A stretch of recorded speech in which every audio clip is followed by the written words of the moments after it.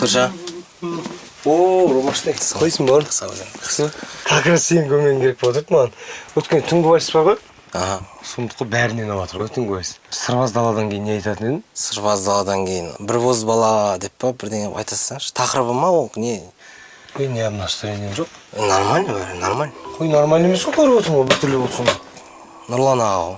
Нұрлан ағамен бірдеңе болып қалды міне. Бағана звондап шақырып алды, в общем. Сөйтіп? Тамыз айында неге кетеміз, Турцияға кетеміз. Бармайсың дей ма? 1,5 айда 15 килограмм тастайсың, самсаң бармайсың дейді. Бірақ тастасаң барасың дей ма? Тастасам барам ғой. Тастайсың ғой? 1,5 ай деген не деген? Қалай тастайсың? Ол қазірге дейін тастай алмағам. 1,5 ай емес, 1 айдың ішінде тастайсың 15 килограмм бұйырса, Алла қаласа. Сөйтіп Турцияға барасың, уайымдама. Болмаса Нұрлан ағамен өзім сөйлесейін звондап. Сөйтесіз ау деймін. Айтпақшы, мен жаңа YouTube каналда бірінші сериясын көрдім. Қайтадан. Комменттер өте көп. 6000-нан астам коммент келген, барлық Еркош қолдап жатыр. Бір сөзбен айтқанда, интернетте екеулерінде халық деген аямай жазып жатыр. Сценаристерге не жоқ, бұрыннан ойнап келе жатқан Еркошқа тиіспеңдер деген комменттер көп. Мен негізі Рамазанға қарсы емеспін. Мен де қарсы емеспін. Жоқ, бірақ Мэтью МакКонахи танисыңдар ма? Кім ол актер емес па? Далласский клуб, иә? Сол, Далласский клуб покупатель. Сол кино үшін 30 килограмм тастаған. Енді ол Голливуд қой енді. Ойбай. Ассалаумалейкум. Уағалейкум. Сен қалай біз тауып ала бересің? Жоқ, жаңа мына жерден өтіп жатқанмын ғой. Отыр. Жоқ, негізі кафеде отыр, тауып алды. Енді там төбеске тығылып қалсақ тауып алдым.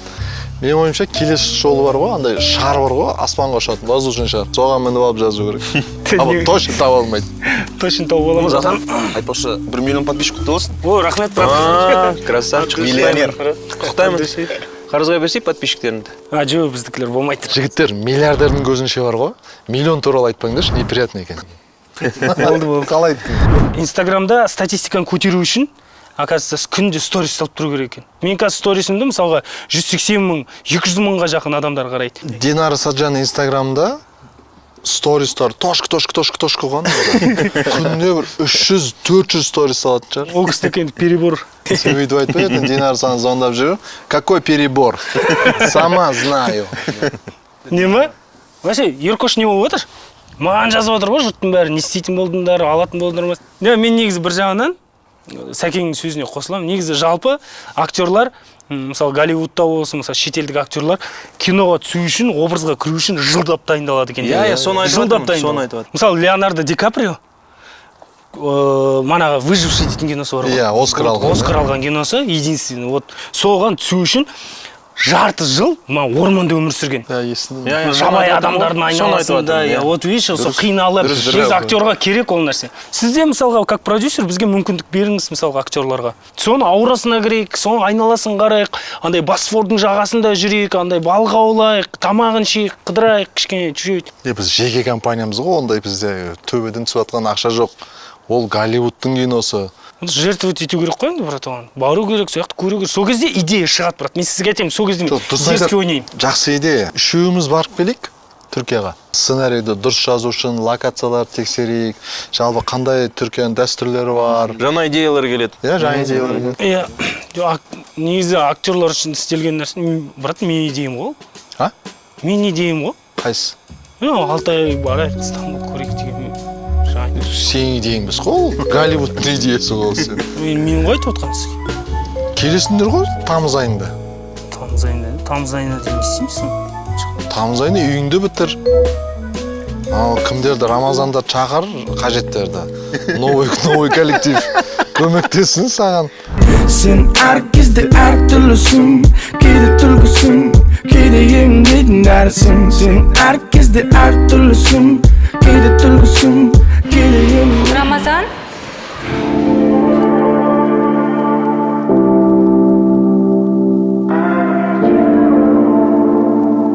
Здравствуйте. Здравствуйте. Меня зовут Айхан. Айхан? Айхан. Рамазан. Приятно познакомиться. Я буду вашим фитнес-тренером. Бір жағынан сценаристердікі дұрыс бар ғой негізі. Өйткені енді адамға денсаулық керек қой ең біріншіден. Екіншіден актер болғаннан кейін әр картинаға кәсіби көзқараспен қарау керек. Жүгірем, андай тренировка жасаймын, жақсы болды.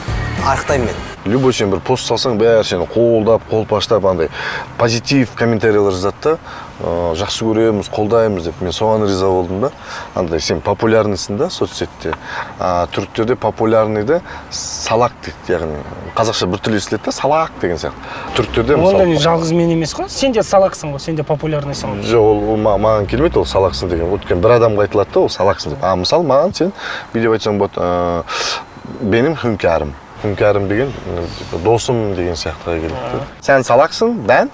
Hünkâрсың. Иә, сондай. Әдемі кетеді. Мен салақпын деген қалай болады? Бән салақ киім дейді. Бен салақ киім? Иә, салақ. О, здрасте. Ой, рахмет вам. Вот так быстро, да, прям, да? Блин, момент бар ғой, Макдональдс жақсы көремін. Резко дайындайды бар ғой, еще білесің ба? Бұлардың бургерлері бар ғой, самый мощный, сочный, котлеттердің өздері бар. Сен қатты реклама жасап жатқан жоқсың ба Макдональдсқа? Қой жоқ, мен реклама жасамаймын ғой. Сочный, мощный деп жатсың да. Просто айтып жатқаным ғой. Серьезно айтамын сіздерге, бұл ешқандай реклама емес. Мен реклама жасап отқан жоқпын, жасаған жоқпын. Мен ешқашан реклама жасамаймын. Ну просто реально түнде суық. Кешегі қызық лайфтағы эфирші. Жұрттың бәрі сеніп қалған ғой бірге. Ойбай, еще маған дайырке 40 адам жазды ғой, сендер шынымен де төбелесіп жатсыңдар ма деп. Маған Лұқан звондайды ғой, Лұқан жолдасым. Кім анау? Саған қол көтеретіндей аяқ қолын сындырамын мен оны деп қойды. Мен Лұқа тұра тұр, асықпа ол постановка. Сондай ма? Да то Лұқанның өзі сеніп қалған ғой, ойлашы.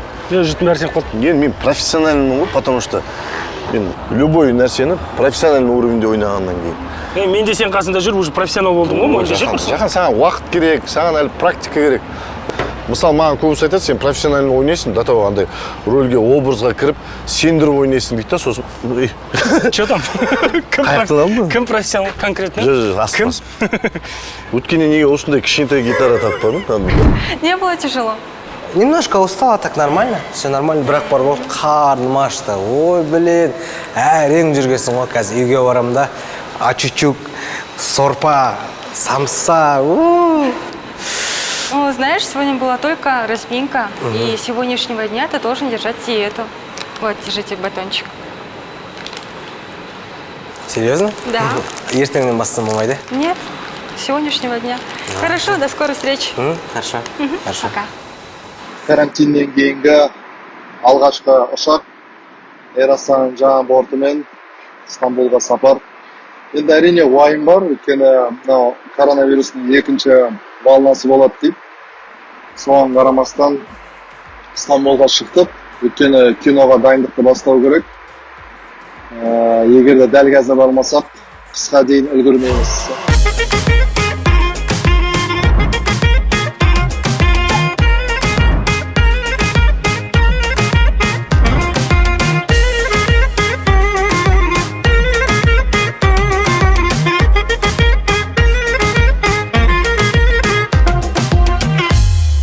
Стамбулдың аэропортына келдік. Мүлдем адам жоқ.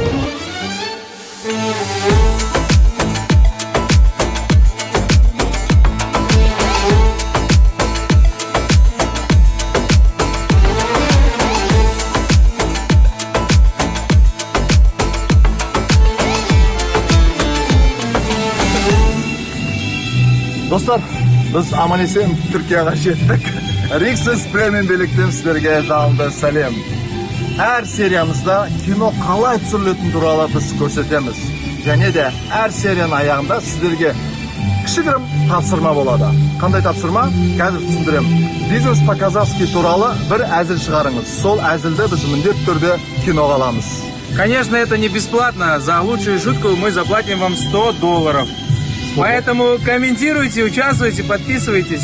На наш канал будет весело. $100 сенің қалтаңнан. Да. Почему когда записываешься, какая-то музыка играет? Закон подлости. Достар, комментарий жазыңыздар, міндетті түрде каналға жазылыңыздар.